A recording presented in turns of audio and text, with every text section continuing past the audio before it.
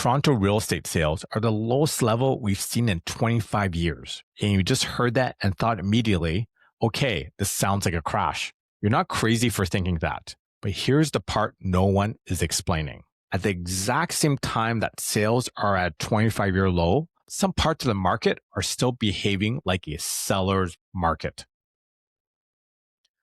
So how can you have sales be this low and prices not fall apart? That contradiction is the key to understanding what's actually happening right now. In this video, I'm going to show you why this data does not point to a crash. It points to a rebalance. And the metric that explains everything isn't sales, it's months of inventory. And you stay with me to the end, you'll understand why months of inventory tells you what's going to happen next and not already what happened. If you've been watching the market recently and thinking, this feels slow, but doesn't feel like things are collapsing, and you're actually picking up on something that's real. The problem is that most market updates lump everything together and call it a market. But condos, townhouses, semis, detached homes, they're not the same market right now. They're all behaving very differently. And when you don't separate them, nothing makes sense. If you're curious about what's happening with the rest of Ontario or the rest of Canada, check out the description as there's going to be links to other great reports that are happening right now. Let me share my screen with you right now. Okay, this is what happens when you lump all the activity together.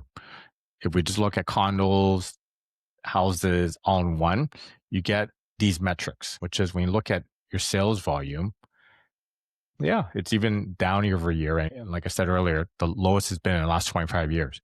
But the issue is lumping everything together. Let's look at semi-detached homes. What do sales look like? They're still down year over year, but it's a totally different metric.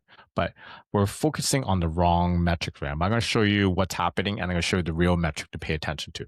So you look at detached homes, it looks like activity is down. You look at detached, looks like it's up year over year, 6%.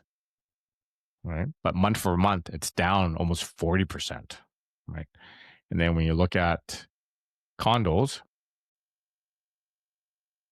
down 10% and down about 25% month for month. So you just look at these metrics by themselves, it looks like the market's crashing, right? It looks like it's getting slower. But even when you look at prices, let's look at condo apartments. Condos are down about 7%, 5% month for month. You look at detached homes, down about 8% from a year ago.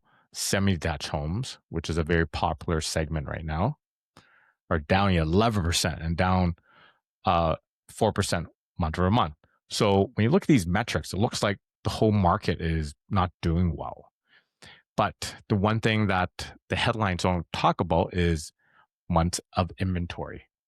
Months of inventory is a very important metric because it tells you how quickly things are getting absorbed. And let me share with you what this looks like. When we look at months of inventory, this tells you if you're a balanced market, buyer's market, seller's market.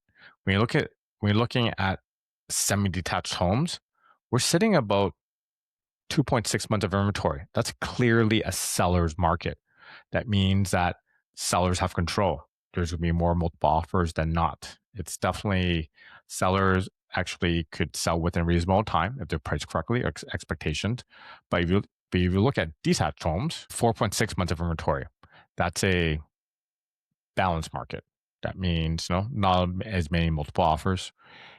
There's negotiations for pricing and such. But let's look at the one metric, the one property that's in the news a lot. It's almost 7 months of inventory, 6.6 months of inventory. That's a strong buyer's market.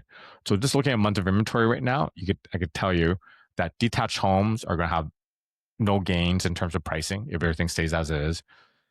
Condos are going to probably take a little bit more of a hit in prices because they're staying about 7 months of inventory, lots of choices.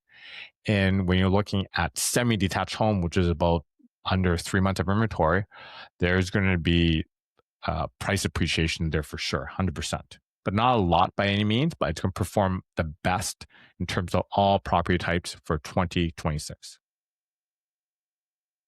So now looking at metrics, hopefully that gives you an idea of what to pay attention to. But the thing is, this is not usually advertised and promoted in the headlines. So let's clear the misunderstanding. Sales volume tells you how many people acted. So how many people bought. It doesn't tell you how much pressure exists though. Pressure comes from supply relative demand. And that's why month of inventory matters more than sales and why I showed you that metric earlier.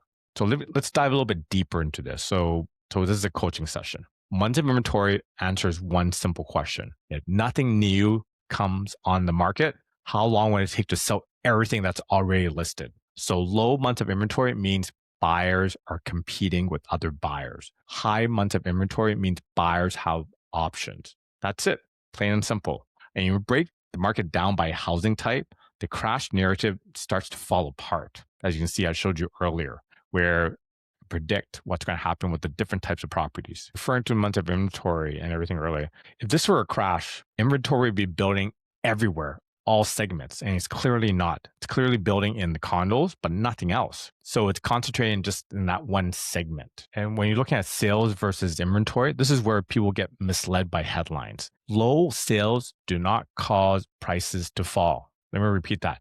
Low sales do not cause prices to fall. Prices fall when supply overwhelms demand. You can now have low sales and stable prices at the same time if inventory stays tight. And that's exactly what we're seeing in houses. And all this data is lined up perfectly with what I'm seeing with real families. These are clients of mine. Condo owners that want to move up, they want more space. They usually want a semi-detached home or a townhouse because that is the next natural progression.